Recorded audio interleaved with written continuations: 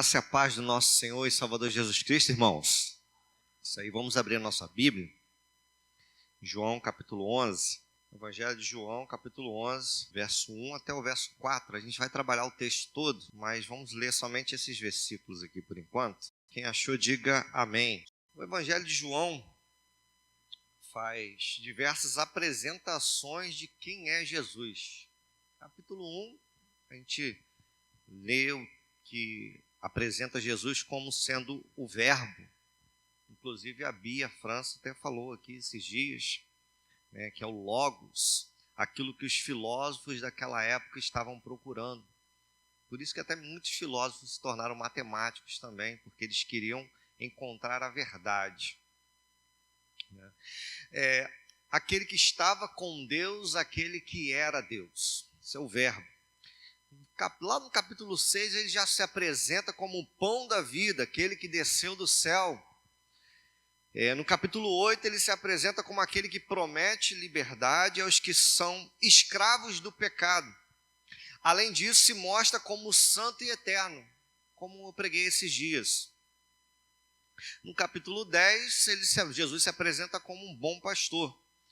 Mesmo assim, muitos ainda tinham dúvidas sobre quem Jesus realmente era. E tem até hoje, né? Tem muita gente que tem dúvida ainda de quem Jesus realmente é. Se ele era apenas um curandeiro, uma pessoa que fazia curas, milagres, sinais e prodígios, ou se ele era algo mais do que isso. E a gente, olhando essas características todas que João descreve acerca de Jesus, a gente chega ao capítulo 11, que é o capítulo que a gente leu.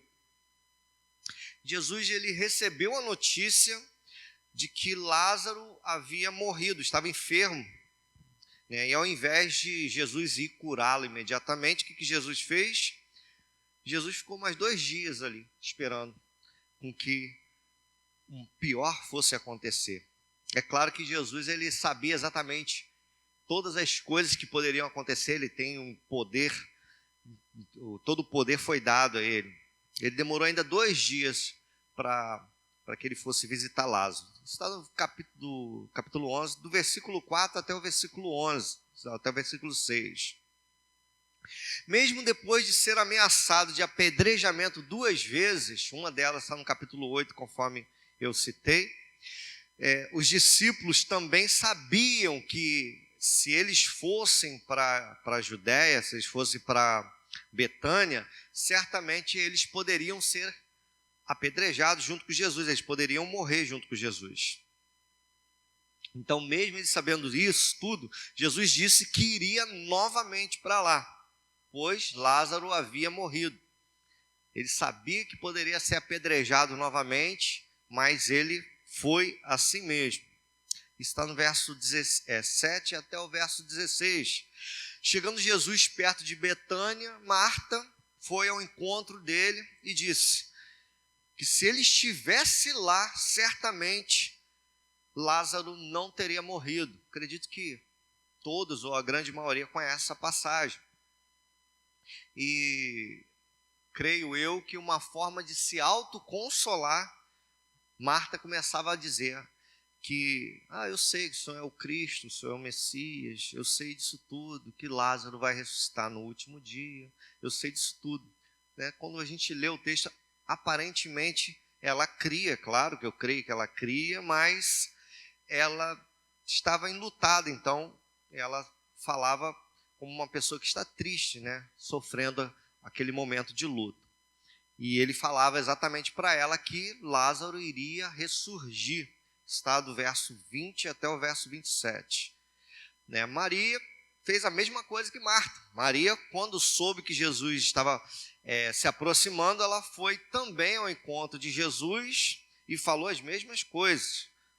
Se o Senhor não estivesse aqui, certamente, se o Senhor estivesse aqui, certamente o meu irmão não teria morrido. Só que com Maria, Jesus não falou nada de ressurreição. Pelo menos o texto não fala sobre isso. Apenas perguntou onde está o corpo, cadê o corpo do Senhor, cadê o corpo de Lázaro? Vendo, quando chegou próximo do sepulcro, ele viu e chorou. Está do verso 28 até o verso 37. E depois disso, Jesus ordenou que tirassem a pedra do sepulcro, orou e Lázaro ressuscitou. Está no verso 38 até o verso 43. História linda essa. Então, diante disso, eu gostaria de convidar você também para refletir sobre o seguinte tema: 3 passos para viver os propósitos de Cristo. 3 passos para viver os propósitos de Cristo. Em primeiro lugar, a gente precisa, para a gente viver os propósitos de Cristo na nossa vida, a gente precisa compreender os propósitos de Cristo. E se a gente entender o contexto que eles estavam vivendo, a gente vai perceber que eles estavam vivendo uma aflição grande pela morte de Lázaro, eles estavam vivendo uma opressão também por Roma, e eles também, no caso, os discípulos também estavam vivendo o medo de ir para lá e ser apedrejado pelos judeus, pelos ataques dos judeus. Então, tinha aquele contexto todinho acontecendo ali, e eles precisavam compreender os propósitos de Cristo. E Jesus ainda diz, que ele iria exatamente para Betânia. Betânia ficava próximo de Jerusalém, cerca de 3 quilômetros. Irmão, se você for ali na linha verde ali, quem conhece aqui, se você for na linha verde, você vai perceber que ali, pelo menos dali até os Cavaleiros, da Aroeira até os Cavaleiros, são mais de 4 quilômetros. E você consegue ver muitas coisas lá. Então, se eles chegassem até aquele lugar, era bem provável que de longe eles conseguiriam ver Jesus. Pode ser que sim, que aconteceria, que eles teriam essa visão de Jesus. E Jesus, ele se vestia diferente dos outros, então provavelmente aquilo causaria um alvoroço e os judeus certamente iriam capturá-lo. Então, se os discípulos estavam com medo, no contexto, eles não estavam errados em ter medo não, porque poderia acontecer sim isso. Porém, nosso Senhor e Salvador Jesus Cristo, que é divino, tendo a perfeita orientação de Deus, o Pai, Deus Todo-Poderoso, sobre tudo o que iria acontecer, diferente de nós que temos a nossa comunhão com Deus manchada e a gente não sabe exatamente tudo que pode acontecer nas nossas vidas, o que nos atrapalha até mesmo a compreender os planos de Deus. Jesus sabia exatamente o que iria acontecer, se ele iria para lá para morrer, se ele iria para lá para ser apedrejado, ou se ele iria para lá para ser preso, ou outras coisas a mais. Jesus sabia de tudo, irmãos. Ele é onisciente e ele estava focado. Já os discípulos não sabiam da capacidade plena do nosso Senhor e Salvador Jesus Cristo. Hoje nós sabemos que Jesus, ele tem todo o poder e ele é aquele que era, aquele que é e aquele que há de vir. Aí no verso 11, se você puder manter a sua Bíblia aberta, acompanhe comigo, por favor. No verso 11, Jesus diz assim: nosso amigo Lázaro adormeceu, mas vou despertá-lo. Jesus já sabia que Lázaro tinha morrido, e Jesus já tinha um propósito. Eu vou lá para Betânia, para quê? Para ressuscitar Lázaro. Ele já tinha um propósito em mente dele, e ele sabia exatamente o que iria acontecer. Então, ele tinha plena certeza do que iria acontecer, mas os discípulos não tinham essa plena fé em Cristo. Um exemplo é o próprio Tomé. Verso 16, se você puder acompanhar comigo. Verso 16 diz assim: então Tomé, chamado Dídimo, disse aos condiscípulos: vamos também nós para morrermos com ele? Olha, ele falou que ele vai para lá, para Betânia. Lázaro tinha adormecido, eles ainda estavam confusos ainda em parte, porque ele falou que Lázaro tinha adormecido, então eles pensaram lá, se ele dormiu, se ele está doente e ele dormiu, então deixa ele tranquilo, é bom, isso até é bom para ele. Mas não, Jesus, um pouco mais à frente, Jesus falou que ele tinha morrido, nesse contexto ainda, desse texto, ele fala e explica exatamente que Lázaro tinha morrido. Então Tomé, no verso 16, Tomé começa a ter as dúvidas e coloca as dúvidas nas pessoas que estão do lado também. Quais são as dúvidas? Nós vamos para lá para morrermos com ele? Irmãos, entender o contexto deles assim, é algo extremamente... a gente entende, né? Porque não é difícil de entender, mas quando você se coloca no lugar deles, será se você iria com Jesus até Betânia para ver ele ressuscitar Lázaro? Será se você caminharia com Jesus até lá? Ou você falaria exatamente igual Tomé? Eu vou para lá para morrer? Eu não. Longe de me fazer isso. Então, a gente precisa compreender os propósitos de Deus na nossa vida. Caminhar com Jesus e ouvi-lo pode nos proporcionar momentos tensos em nossa vida. Porém, no final, a gente sabe que Deus sempre cumpre a vontade dele, o propósito dele. Nosso grande problema é achar que algumas coisas não aconteceram segundo a vontade de Deus, somente porque nos causaram dor e sofrimento. Tem coisas na minha vida, e eu tenho certeza que na sua vida também, que aconteceu na tua vida, coisas que aconteceram na sua vida que te causaram muitas dores. Mas eu tenho certeza que você cresceu espiritualmente por causa disso. E exatamente isso na nossa vida também. Para que eles pudessem contemplar a ressurreição de Lázaro, foi necessário Lázaro morrer. Então, isso acontece em nossa vida. Às vezes as pessoas querem milagres de Deus, mas para Deus operar um milagre é necessário surgir uma emergência, uma urgência, algo que você precisa. Todas as coisas cooperam, contribuem de alguma forma para o bem daqueles que amam a Deus. Lázaro morreu, então Deus vai ser exaltado através da vida de Lázaro, ressuscitando ele. Então, isso é um dos sinais. Nós precisamos compreender quais são os planos de Deus. Nós louvamos a Deus pelos benefícios que Deus faz na nossa vida, pois nos trazem alegria. Todos os benefícios de Deus trazem alegria para a gente, mas nós louvamos a Deus também pelas lutas, pelas provações, pois nos fazem pensar um pouco mais. E a pergunta para a nossa reflexão é: como eu vou me comportar? Como que eu vou reagir perante as adversidades ou os desafios da vida? Eu vou reagir exatamente como Tomé? Eu vou para lá para morrer? Ou vou reagir como Jesus? Eu vou lá para ressuscitar Lázaro, ou seja, eu vou lá para cumprir um propósito de Deus na vida de alguma pessoa. Nós falamos aqui agora sobre o luau, e teve um evangelismo antes. Eu não sei se alguma pessoa não estava lá, não podia. Eu não sei se alguma pessoa ouviu a mensagem e foi até o luau e participou do luau, não sei. Mas uma palavra que nos motiva cada vez mais a continuar pregando se você tem um propósito de Deus e pregar a palavra de Deus, certamente em algum momento o Espírito Santo vai trabalhar na vida dessa pessoa e ela vai se converter para a honra e para a glória do nome de Jesus. Amém, irmãos? Glória a Deus. Então, se você pregou e ela olhou para você, ainda riu de você ou debochou, saiba de uma coisa: na hora certa, essa pessoa, se for da vontade de Deus, é claro, essa pessoa vai se converter e vai ser uma bênção nas mãos do Senhor. Então, nós precisamos primeiramente compreender os propósitos de Deus. Qual é o propósito de Deus na nossa vida? Qual é o propósito de Deus na sua vida? Qual é o propósito de Deus na vida do seu vizinho, por exemplo? Eu não tenho esse poder para saber. Se nós orarmos, certamente Deus vai se revelar a nós. E em segundo lugar, nós precisamos crer nos propósitos de Deus.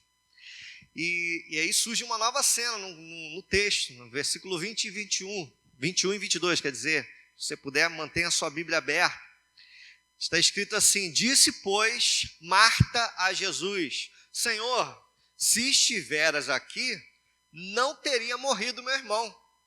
Mas também sei que, mesmo agora, tudo quanto pedires a Deus, Deus tu concederá. E eu faço uma pergunta para você. Será se Marta realmente compreendeu o propósito de Cristo, o poder de Jesus ali? Ela falou, olha, tudo aquilo que o Senhor pedir a Deus, eu sei que vai se cumprir, e eu posso confiar nisso. Mas se o Senhor tivesse aqui, meu irmão não teria morrido. Será se ela realmente acreditou que tudo, ou eu poderia dizer que Marta poderia dizer, Senhor, se o Senhor tivesse aqui, meu irmão não teria morrido. Mas eu sei que quase tudo que o Senhor pedir a Deus, Ele vai cumprir, Ele vai ouvir a sua oração. Ela poderia ter colocado um quase na frente ali, mas ela não fez isso. E o diálogo ali continua, no verso 23. Declarou-lhe Jesus, teu irmão há de ressurgir. Há um texto mais claro do que esse, irmão. Jesus falou para Marta, perto ali do sepulcro, no momento de luto dela, olha, teu irmão vai ressurgir.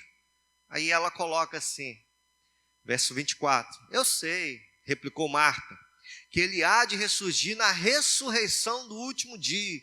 Você percebe que Marta coloca uma distância enorme, e às vezes, hoje acontece, às vezes nós temos esse costume de fazer isso, parece que Jesus não está aqui, parece que Jesus não está no nosso coração, parece que Jesus não está na nossa vida, Jesus está tão distante, Jesus está lá no céu, numa distância enorme. Irmãos, Deus na pessoa do Espírito Santo está aqui no nosso meio, na pessoa do Espírito Santo está no nosso coração, na pessoa do Espírito Santo nos revela qual é a boa, perfeita e agradável vontade dEle, sempre utilizando a Escritura Sagrada.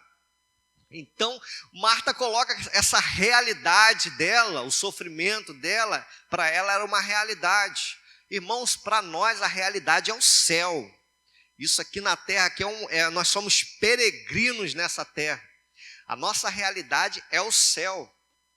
E ela mostra ali essa realidade que ela estava vivendo e aquilo que Jesus estava apresentando para ela, que era a ressurreição de Lázaro, era como se fosse uma mentira, uma fantasia. Pode ser que ela acreditou, que ela não levava isso tão a sério ali, que poderia acontecer naquele momento, claro.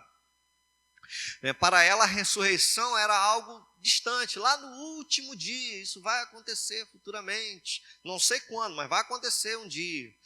Porém, a ressurreição estava encarnada na frente dela.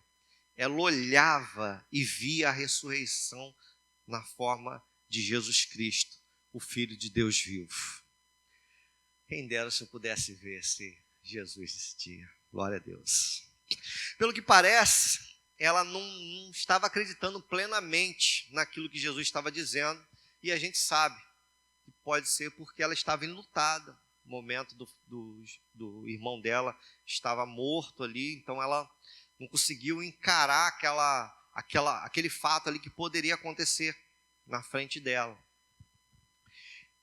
E a gente entendendo o contexto, né, realmente algo divino. Jesus fala para ela, em um momento de luto, após a morte do seu irmão, e o que para muitos era uma loucura dizer isso, né, por vários motivos, e principalmente pelo motivo do luto. Olha que o verso 25 está escrito, olha o que Jesus falou para Marta naquele momento ali. Disse-lhe Jesus, eu sou a ressurreição e a vida. Quem crê em mim, ainda que morra, viverá. E todo que vive e crê em mim, não morrerá eternamente. Crês isto? Você crê isso, Marta? Você crê que eu sou a ressurreição? Você crê que eu sou a vida? Mas ela fez uma declaração de fé que muitos não fizeram. Pelo menos poucos na Bíblia mostram que fizeram essa declaração de fé. Verso 27. Sim, Senhor, respondeu ela, eu tenho crido que tu és o Cristo, o Filho de Deus, que devia vir ao mundo. E aparentemente ela estava crendo em todo o propósito de Jesus, de ressuscitar Lázaro. Jesus falou, Lázaro vai ressurgir. E ele começa a falar, eu sou a ressurreição, eu sou a vida. Ele começa aquele diálogo com ela ali. E ela fala, não, eu sei, o Senhor é o Cristo, o Senhor é o Filho de Deus. O Senhor é a promessa que devia vir ao mundo. Ela ainda mencionou como uma promessa. O Filho de Deus, o Messias. E aparentemente ela cria todo o propósito do seu irmão. Mas quando Jesus mandou retirar a pedra do sepulcro, Marta foi a primeira a se opor. Verso 39, se você vir uns versículos aí, verso 39. Então ordenou Jesus, tirai a pedra. Disse-lhe Marta, irmão do morto, Senhor, já cheira mal, porque já é de 4 dias. Respondeu-lhe Jesus, não te disse eu que se creres, verás a glória de Deus? Jesus estava praticamente dizendo, Marta, teu irmão vai ressurgir. Eu já te falei isso. Tira a pedra e você verá se o que eu estou falando é verdade ou é mentira. Tira essa pedra que você vai ter certeza se eu sou um homem certo, verdadeiro, ou se eu sou um grande mentiroso. Faça a prova, faça isso, tira essa pedra. Então nós precisamos, irmãos, crer nos propósitos de Deus na nossa vida. Os propósitos de Deus na nossa vida pode nos proporcionar um momento tenso, igual eu falei, pode nos proporcionar momentos difíceis para que a gente possa pensar, mas nós precisamos estar preparados para esses momentos. Às vezes a gente pensa até que não existem motivos maiores para passarmos pelas lutas que estamos vivendo. Porém, Deus tem os seus planos, que sempre são maiores do que os nossos. Eu não sei como que está a sua vida hoje, se você está passando por alguma dificuldade.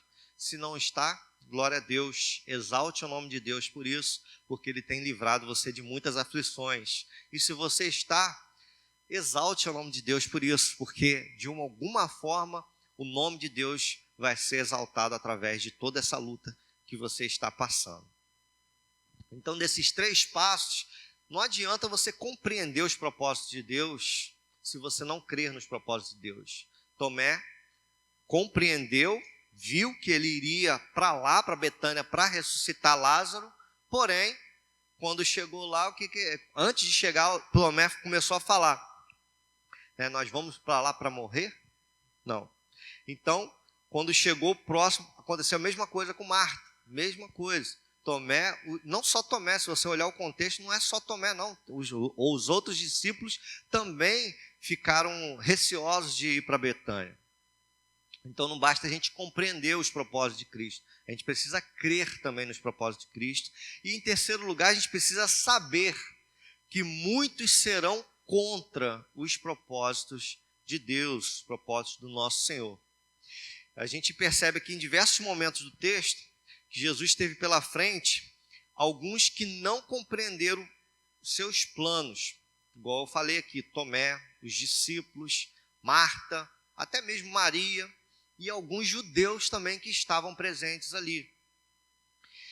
Jesus se aproxima do sepulcro, Jesus chora, porém a Bíblia não é clara sobre o motivo deste choro. Podemos pensar que essa lágrima pode ter vários motivos, né? Pode ser a separação de um parente, de um amigo, a morte de uma pessoa. Isso pode causar uma dor no coração da pessoa, sim. E às vezes Jesus chorou exatamente porque ele sentiu como a humanidade sente quando a gente perde algum parente, algum ente querido. Então ali pode ser uma interpretação, que ali ele sentiu aquela dor ali. E é claro que não somente isso, pode ser que ele chorou porque ele viu que muitas pessoas ali não estavam crendo nele, e ali era um momento para manifestação da glória de Deus, do poder de Deus naquele local, naquele momento. Então, porque ele também o amava, pode ser vários motivos, irmãos, o texto não é claro sobre isso. E isso está no verso 34 até o verso 37, se você puder acompanhe comigo, que ele diz assim, e perguntou, onde o sepultaste? E eles lhe responderam, Senhor, vem ver. Jesus chorou. Então disseram os judeus: vede quanto o amava. Mas alguns objetaram: não podia ele, que abriu os olhos do cego, fazer que este não morresse? Olha só, enquanto os judeus, alguns deles viram que Jesus estava chorando perante o sepulcro, outros estavam exatamente contra Jesus. Eles estavam dizendo que Jesus tinha curado um cego, no capítulo 9 de João. Ele curou um cego, não poderia também não deixar que este morresse. Só que eles não entendiam o propósito de Cristo, porque o propósito de Cristo não era curar Lázaro. O propósito de Cristo era mostrar para eles que ele não era somente o Messias, mas que ele era Deus. Além disso, isso em toda a carta de todo o evangelho de João. Além disso, o propósito dele era mostrar a divindade dele, mostrar que ele tinha o poder, sim, de ressuscitar mortos. Esse era o principal motivo de Jesus ali, que ele não era somente a vida, mas ele era a ressurreição também. Então, enquanto alguns criam nele e percebiam que o amor que ele tinha por Lázaro, outros eram opositores, independentemente dos milagres e das manifestações públicas que Jesus tinha pelas pessoas. Independente disso, sempre haverá o que a gente sabe, aquele contra. Sempre vai ter uma pessoa do contra, sempre vai ter. Às vezes pensamos que se Deus fizer algum milagre, vai ser o suficiente para converter algum amigo nosso ou algum parente nosso. Mas este texto é um grande exemplo que isso é um grande equívoco. Às vezes nós pensamos, se Deus fizer um milagre, aquele colega meu, aquele amigo, aquele parente, essa pessoa aí sim, aí ela vai se converter. Se ela vê o poder de Deus, o milagre, irmãos, eles viram Lázaro ressuscitar. Eles viram Lázaro 4 dias trancado, né? Eles viram aquilo tudo acontecer. Muitos ali eram vizinhos de Lázaro, amigos próximos, visitaram ele quando ele estava doente, viram isso tudo. Muitos estavam próximos dele ali e perceberam tudo isso na vida dele. E começaram a ver Lázaro sofrendo até chegar o dia da morte dele. Além de ter morrido, também viram ele sepultando. Eu acredito que muitos daquele ali, não acredito não, tenho certeza disso, que muitos daquele ali acompanharam ele até o sepulcro. Muitos colocaram a pedra naquele sepulcro. Então, e mesmo assim, com tudo isso acontecendo, muitos não acreditaram na ressurreição de Lázaro. Muitos não acreditaram no poder de Cristo. Sabe por quê? Porque a fé é produzida pelo Espírito Santo de Deus. A fé vem pelo ouvir e ouvir a palavra de Deus. A fé não é um conjunto de ideias, a fé não é uma filosofia. A fé é um poder que somente Deus pode nos dar. E isso é a fé. E às vezes hoje, principalmente hoje, é muito confundido a questão da fé. A fé hoje é tido como se fosse um mero pensamento, um positivismo. Você vai, você consegue, você pode. Isso não é fé. Isso é fé na fé, como dizem, né? Isso é crendice. A fé é acreditar que Jesus Cristo morreu e ressuscitou e vai nos ressuscitar naquele grande dia. A fé é acreditar que esta é a palavra de Deus. A fé é acreditar que Jesus Cristo encarnou, esteve entre nós, morreu e ao terceiro dia ressuscitou. A fé é acreditar que Jesus também, não somente ele ressuscitou, mas ele deu sinais do que ele iria fazer, como ele fez com Lázaro. Da mesma forma que eu fiz com Lázaro e ressuscitei Lázaro, eu também vou ressuscitar vocês no último dia. Glória a Deus por isso. E o texto continua dizendo que Jesus, ao ouvir estas palavras, agitou-se. Jesus agitou-se. Eu estava pesquisando o sentido dessa palavra, agitou-se, é estranho, né? O sentido original dessa palavra é encarregar com séria admoestação, instruir com rigor, criticar duramente, emitir ruídos de indignação e insatisfação pelas narinas. Né? Pode ser até engraçado o que eu vou fazer aqui, né, irmão? Mas Jesus fez exatamente. Jesus fez isso, irmão. Jesus se indignou, porque ele fez vários milagres, os discípulos que estavam do lado dele não acreditavam. Marta também tinha certa dúvida. Os próprios apóstolos tinham dúvidas. E aquilo ali, eu tenho certeza que eu me coloco no lugar de Jesus. Imagina só você tentando provar a verdade para uma pessoa, você mostra através de sinais e prodígios, e essa pessoa não acredita em você de forma nenhuma. Tudo aquilo que você fizer não é o suficiente para convencer essa pessoa da verdade. E isso foi o que Jesus fez. Jesus, ele realmente ficou com aquela ira ali, porque eles não estavam acreditando nele. Ele se enfureceu pelos comentários incrédulos daqueles que estavam ali. Principalmente, é claro, dos judeus. Porque até mesmo dos seus seguidores, igual eu falei aqui. Mas se a gente continuar o texto, a gente vai perceber que depois da ressurreição de Lázaro, muitos creram, mas outros não. E os versos 45 e 46 diz assim: muitos, pois, dentre os judeus que tinham vindo visitar Maria, vendo o que fizera Jesus, creram nele. Eu falei acerca do milagre, se Deus fizer um milagre, eu sei que milagre acontecendo, Deus pode colocar a fé no coração das pessoas, é claro, né? Mas o milagre não é o suficiente para mudar o coração das pessoas, somente Deus pode fazer isso. E o verso 46 diz: outros, porém, foram ter com os fariseus e lhes contaram dos feitos que Jesus realizara.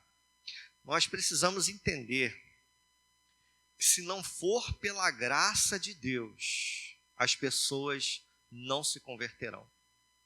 Se não for pelo poder de Deus, as pessoas não se converterão. Você quer que algum parente teu se converta? Não adianta você só colocar argumentos fortes contra essa pessoa. Você precisa colocar o seu joelho no chão e orar por essa pessoa. Ore, que ela certamente vai se converter, não pelo poder da sua persuasão nas palavras, mas pelo poder do Espírito Santo de Deus, que é Ele que faz isso. E Ezequiel, capítulo 11, versículo 19, não precisa abrir, diz que eu lhes darei um só coração, colocarei um novo espírito dentro de vós, e tomarei o coração de pedra para fora da sua carne, e lhes darei um coração de carne. Que Deus faça isso no meio dos teus parentes, no meio dos teus amigos, no meio da tua família, do lado dos seus vizinhos, por onde você passar no seu trabalho, que você pregue a palavra de Deus, cheio da presença do Espírito Santo, porque é a presença do Espírito Santo que vai te capacitar para pregar a palavra e convencer o pecador do pecado. Somente Deus pode fazer isso, mas ninguém pode fazer. A minha persuasão, eu posso convencer você a fazer parte de uma igreja, mas eu não posso convencer você do pecado, da justiça e do juízo, porque somente o Espírito Santo pode fazer isso. Que Deus abençoe a sua vida poderosamente. Eu gostaria de convidar o Ministério de Louvor aqui para concluir. Nós precisamos saber viver os propósitos do Senhor nas nossas vidas. Para Ele operar o milagre da ressurreição, igual eu falei aqui, né, foi necessário Lázaro morrer. Tem pessoas que querem porque querem milagre. Eu quero milagre na minha vida. Você está precisando? Não estou precisando não, mas eu quero milagre. Então, cuidado. Se você quer o milagre de uma cura sem você estar doente, Deus pode até colocar uma doença em você, já que você tanto quer isso, né? E às vezes Deus faz umas coisas, irmãos, que nós não compreendemos. Ele é soberano, Ele tem um poder. Então, cuidado com a sua oração, não peça essas coisas para Deus, não. O contexto deste capítulo foi apresentar Cristo como a ressurreição. Jesus é a ressurreição, Jesus é a vida. o que muitos naquela época não acreditaram. E hoje, até, infelizmente, hoje, até muitos hoje também não acreditam nisso. Mesmo vendo diversos sinais, eles não acreditavam. Servir a Jesus pode nos conduzir a situações tensas, perseguições, contestações da nossa fé. Por isso não basta compreendermos intelectualmente os propósitos de Deus. Você pode dizer assim, eu sei, eu vou ressuscitar naquele último dia, eu sei disso tudo. Mas você compreendeu. Sim, compreendi. Mas você crê. Porque não basta você compreender, você precisa crer também. Muitos zombarão da nossa fé, mas no final saberemos que Ele irá cumprir a sua vontade. Conforme Jó 19, 25, diz assim: porque eu sei que o meu Redentor vive e que Ele se levantará no último dia sobre a terra. E embora depois que meus vermes da pele destruírem este corpo, ainda assim em minha carne eu verei Deus. Ainda que os vermes, depois que a gente morre, a gente entra em decomposição, a gente sabe que os vermes comem a nossa carne, a gente entra, por isso que a gente entra até mesmo nesse processo de decomposição. Ainda depois disso, Jó estava falando, ainda que aconteça isso comigo, eu sei que em minha carne eu verei Deus. Em nome de Jesus, feche teus olhos, por favor.